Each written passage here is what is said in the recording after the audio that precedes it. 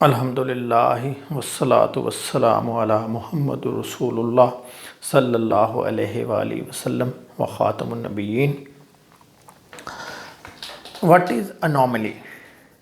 Anomaly के जो dictionary meaning है उससे मुराद है something that deviates from what is standard, normal और एक्सपेक्टेड।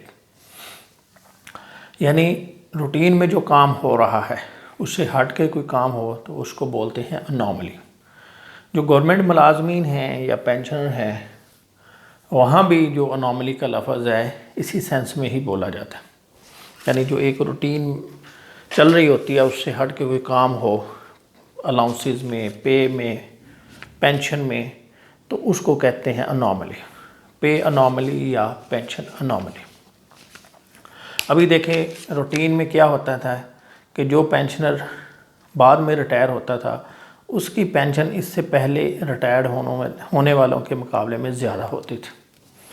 या ये समझ लें कि जिन लोगों ने पेंशन स्केलर वाइज होने से पहले ली उसकी कम बनती थी और जो स्केल वाइज होने के बाद जिनकी पेंशन बनती वो ज़्यादा। लेकिन इस दफ़ा ऐसा नहीं हुआ। 30 जून तक रिटायर्ड होने वालों की पेंशन ज़्यादा बन रही है और 1 जुलाई से रिटायर्ड होने वालों की पेंशन कम बन रही है। तो इसको हमने नाम दिया पेंशन अनोमली।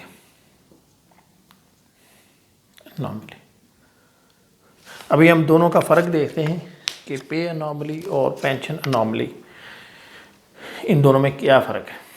अनोमली जो है वो तो आपको समझ आ गई कि रूटीन में पिछले सालों में जो काम हो रहा था उससे हटकर अगर हो तो उसको हम अनोमली बोलते हैं।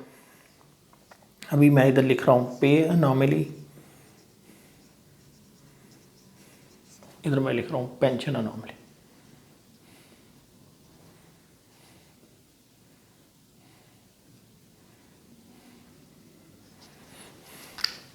पे अनोमली में ये होता है जो रूटीन चलती है।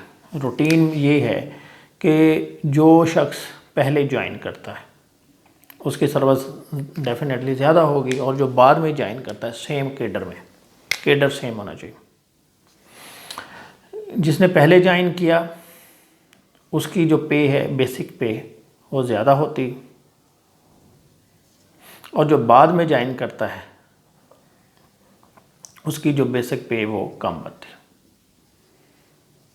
अब अगर स्केल रिवाइज होने के बाद उलट हो जाए, यानी जो सीनियर है ये जूनियर है, अगर सीनियर की बेसिक पे इससे कम हो जाए अपने जूनियर से, यानी जूनियर की बढ़ जाए सीनियर की कम हो जाए, तो उसको हम बोलते हैं पे अनोमली। पेंशन में उलट है। पेंशन में क्या है कि जो पहले रिटायर होता है उसकी कम होती, जो पेंशनर पहले रिटायर्ड हुआ, यानी ये समझ लें कि जैसे अभी स्केल वाइज हुए जो 30/6/2022 या इससे पहले रिटायर्ड हुए उनकी पेंशन कम थी और जो बाद में हुए पिछले सालों में, यानी पुरानी रूटीन कह रहा हूँ, तो उसमें क्या होता था, इसको आप 17 समझ लें, यानी जो पिछले रूटीन चल रही थी तो एक साथ 17 को जो रिटायर्ड हुआ उसकी ज़्यादा।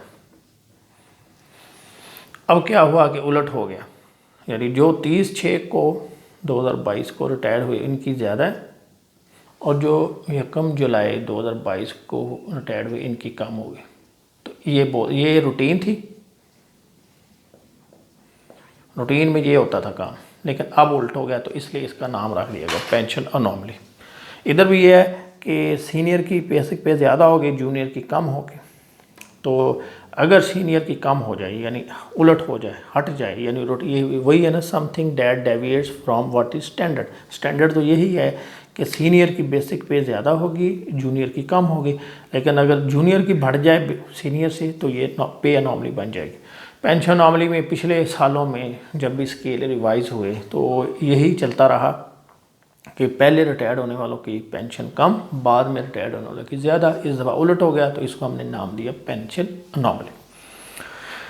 एक तो ये फ़र्क है दोनों में, उलट है कि इधर जो पुराना मुलाजम होगा उसकी जो पे है वो ज़्यादा, इधर क्या है जो पहले रिटायर्ड हुआ उसकी कम, बाद में रिटायर्ड होने की ज़्यादा। दूसरा जो फ़र्क है इसमें पे में और पेंशन अनॉमली में कि ये जो अनॉमली है ये इंडिविजुअल बेसिस पे है,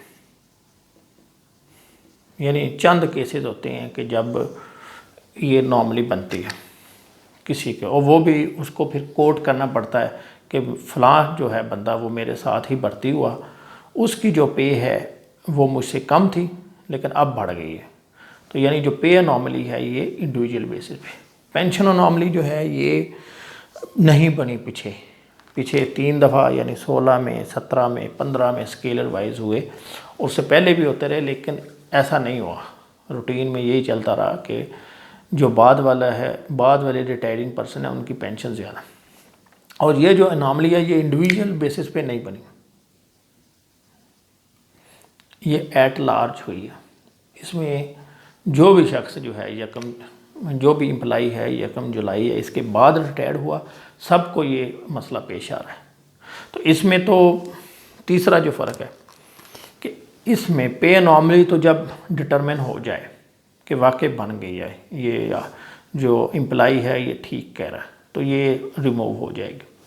लेकिन ये जो पेंशन की अनॉमली बनी है इस दफ़ा, ये तीसरा फ़र्क है इसके बारे में, यानी ये रिमूव हो जाएगी 100% अगर वो इसको चेक करते हैं और प्रूव हो जाता है।